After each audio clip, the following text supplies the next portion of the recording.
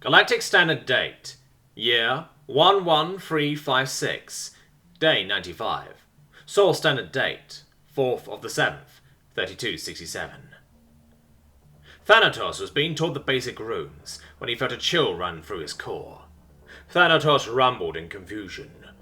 Master Romulus, why do I feel a chill? How do I even feel a chill to begin with? Romulus shivered and tried to maintain the mind bridge, but the overwhelming feeling of dread approaching them made it hard to concentrate. I believe my son has succeeded in dragging Lord Basilis here. It is a more terrifying experience than I thought possible, he said, as he looked to where the rift was forming. He took a step towards it before a sword jutted out and shot over his head, missing impalement by a couple of inches. Romulus froze and dropped to his knees. Basilis tore open the rift like an Azarian-shaped piñata, uncaring if the space before him were to be touched by veil energies. He knew these cultists wouldn't care. He took a heavy step out onto the rogue world, Thanatos. The world shook in awe. Thanatos had not known what to expect. He'd been told that Basilis was a god, but that was an abstract concept that was hard to imagine. He was described as being powerful, but the only beings he had to gauge strength by were the pitifully weak priests. He did not know what to expect, but Thanatos knew that he hadn't been expecting that. When the being opened the rift, it was as if a sun had dropped into his body. The sheer power radiating from with this god. The power was intoxicating, and it wasn't even his own power. Thanatos knew now why the priests called him god. It is because there is no being that could match him. If there was, then there would have to be another god. Thanatos found himself wishing that he could bow before this being, as Romulus could. Romulus knelt before Basilis and with all his heart recited the litany that all sons of the Veil must learn. Protect us, O Emperor, from the snares of the Henty-Tenty, the Azarian, and the heretical god Male. In you we place all our faith. In you we find refuge. In you we find our avenger. Lead us forth into the legions of humanity's foes with thy spirit, and give us the courage and capability to slay the foes in every battle we are compelled to fight, though they last until the end of time itself. Basilis brought his hand to his face with a resounding clang, as dozens more joined in on reciting this litany. I did not come here to be worshipped. I came to deliver unto a deserving punishment for the crimes you've committed, as well as find out what the hell Aegis meant when he said you created a sentient planet. Romulus lifted his head towards Basilis and brought his fist to his chest in an imperial salute. I understand, my lord. The sentient planet is named Thanatos. We are inside of him. Basilis sighed. Can Thanatos talk? Romulus nodded and connected his own mind bridge to Basilis, turning it into a three-way connection. Yes, Lord Basilis, he can hear you and speak to you. Basilis nodded to him and concentrated on the connection. Thanatos, are you all right? Have they done anything to hurt you? The ground shook before a deep and gravelly voice sounded out through the connection. I am well. I have not been injured in the slightest either. Head Priest Romulus has been nothing but helpful since my birth. Lord Basilis, I have two wishes, if I might be allowed to make such a request. Basilis looked up and sighed.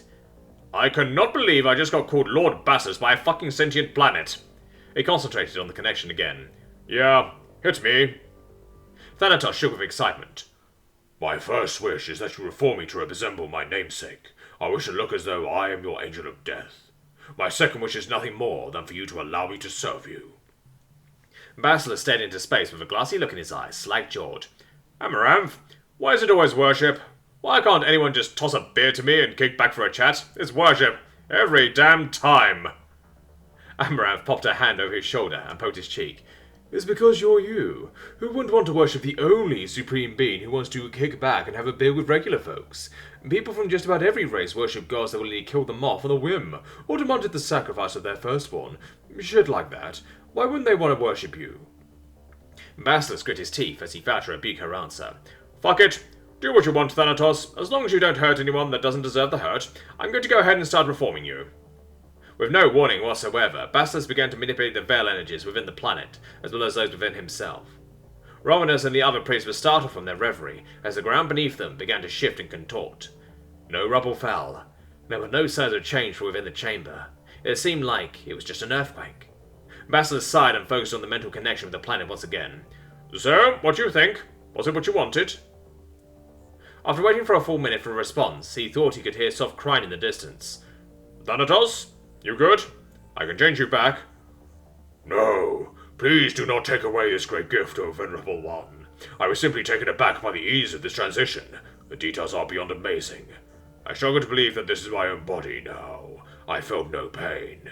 I felt like you gently guided every part of me and molded me into a perfect form. Truly, your power knows no bounds.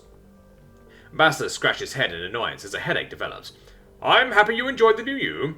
Now, I've got some business to attend to with Mr. Romulus here, he said as he grabbed the man by his robes and walked away from the crowds. After getting away from the crowd, he dropped Romulus to the ground with a thud. So, what do you have to say for yourself, for those who died or went mad in your attempt to create powered humans? Romulus closed his eyes and sighed tiredly. We did not take any innocents. We only attempted to change those who were already part of the Suns. Before you banned cults, we were a lot more active in our attempts to create the Veil-Touched. It was after you banned the practice and explained why. We did not stop, but we did strive to fix our mistakes. We held off on creating any new ones until we were ready. We would not allow it all to be for naught. The sacrifice of those who came before. The sacrifice of our loved ones that were not as compatible as we'd hoped. We tried our hardest to flesh out the reason why some made it while most did not. Eventually we found a way to view the people with the best chances. We could see the spark within. Judging based on the size of the spark, we were able to drastically reduce the rate of insanity, as well as completely cut dying out of the equation. That is when we began creating new Veil-Touched. Basilis sighed and rubbed his temples. So, you're saying that because you realized the error of your ways and strove to fix it while remaining true to your ways at the same time, the deaths of those from before should be accepted? Romulus climbed up. No. Basilis looked him in the eyes. Once this war is over, I will give you a proper trial. You are getting that much because you've already tried to make amends in your own way, so I will not execute you. I will have you fight to save 1,000-fold the lives you've taken. That is my personal redemption quest for you. Go save the Fluffies. Prove that the suffering these people went through was worth something. It may help put you in a better light with the trial as well.